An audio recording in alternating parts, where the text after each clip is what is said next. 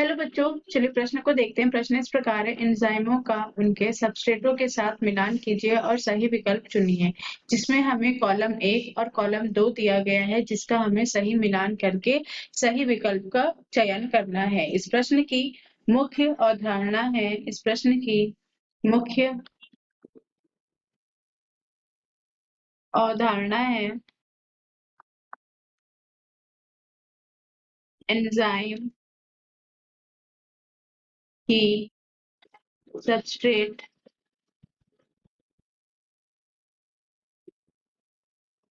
के साथ क्रिया। जैसा कि हम जानते हैं कि एंजाइम अपने सबस्ट्रेट के लिए क्या दिखाते हैं, विशिष्टता दिखाते हैं। विशिष्टता दिखाते हैं मतलब कि एक एंजाइम अपने विशिष्ट सबस्ट्रेट के साथ ही क्रिया कर सकता है, अपने विशिष्ट सबस्ट्रेट के साथ ही क्रिया कर सकता है। तो जिसमें हमें यहाँ पर 4 नाम दिए गए हैं एंजाइम के और उसके विशिष्ट सबस्ट्रेट के, जिससे हमें मिलान करना है। तो पहला हमें ये जानना होगा कि एंजाइम का नामांकन किस तरह किया जाता है। तो एंजाइम के नामांकन में 2 शब्द होते हैं। एक होता है पूर्वसर्ग शब्द और उसके साथ जुड़ा हुआ अनुलग्न।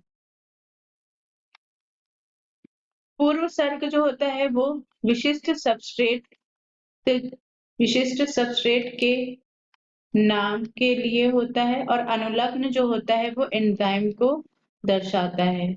वो एंजाइम को दर्शाता है। तो हमको जो पहला दिया हुआ है वो है लाइपेज। लाइपेज मतलब कि यहाँ पर दो शब्द है, लाई प्लस एज। एज हमें क्या दर्शा रहा है, एंजाइम दर्शा रहा है।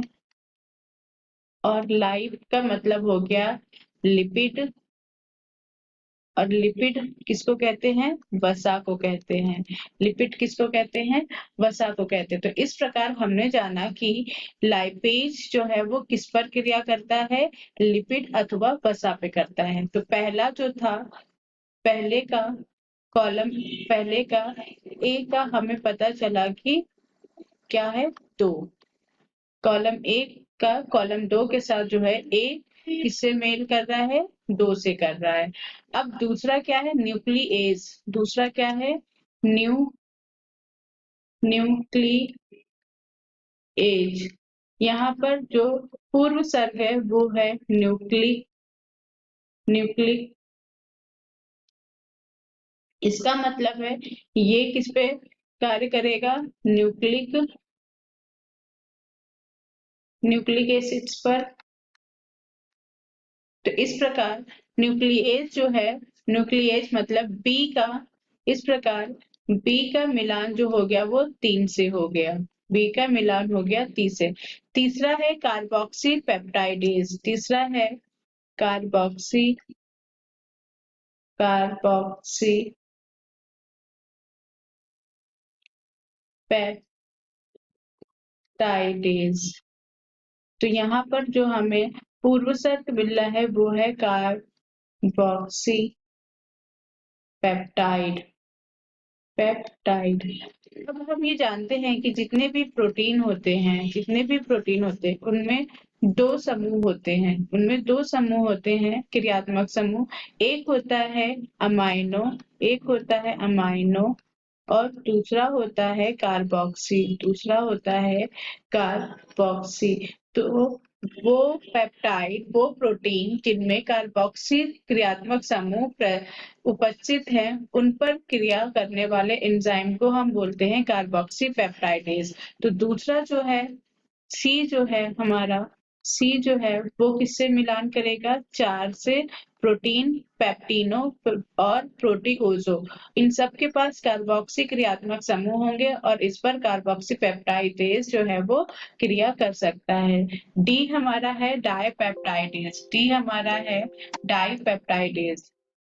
डाईपेप्टाइडेज। ये जितने भी डाईपेप्टाइड होंगे, जितने भी डाईपेप्टाइड मतलब कि जिसमें वो प्रोटीन जो केवल दो अमाइनो एसिड के होंगे, अमाइनो एसिड के होंगे, उन पर ये क्रिया करेगा, उनको तोड़ने का काम करेगा। तो डाइपेप्टाइडेज जो है डी, वो किससे मिलान होगा? एक से। तो हमने जाना कि लाइपेज लाइपेज जो है वो किस पर क्रिया करेगा? वसा पर। लाइपेज जो है वो वसा पर करेगा। बी मतलब न्यूक्लियस जो है वो किस पे करेगा? न्यूक्लिक एसिड मतलब कि 3 न्यूक्लिक एसिड पे करेगा। जो सी है कार्बोक्सी पेप्टाइडेज, वो करेगा प्रोटीन, पेप्टीन और प्रोटियोजो मतलब कि कॉलम 2 के 4 पर। और डी जो है वो है डाइपेप्टाइडेज, वो कॉलम 2 के 1 डाइपेप्टाइड्स पर कार्य करेगा। इस प्रकार हम इनमें से सही विकल्प चुन लेते हैं, जो कि क्या है? ए का 2, बी का 3, सी का 4 और डी का 1, जो कि है डी। तो सही विकल्प जो है, सही विकल्प कौन सा है? सही विकल्प है डी। सही विकल्प डी है।